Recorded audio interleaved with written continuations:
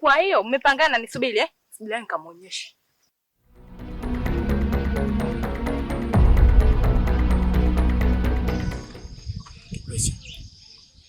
Nashindwa kukusahau. Natamani kukuona. Natamani kuwa na wewe Leti. Please, naomba unielewe. Hivi kaka, nimetoka kidogo Hivi mtu anavyokuambia ana mahusiano na mtu mwingine. Kwa nini usielewe? Kwa hiyo kaza kugandaganda tu watu Leti, tatizo ni moyo. Hapa moyoni mwangu kuna upenzi wa dhati. Nakupenda sana Leti. Please, naomba usinifanyie hivi. Sikia. Sikupendi. Na sitakupenda. Sikia.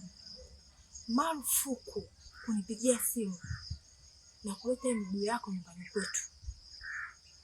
Na mchezo wa kuwatumia marafiki zangu ili nije kuonana na wewe. Marufuku. Nishio kwamba nina mahusiano na mtu mwingine. Mbona yeye msumbufu? Sio mwelewa na ganda hatu.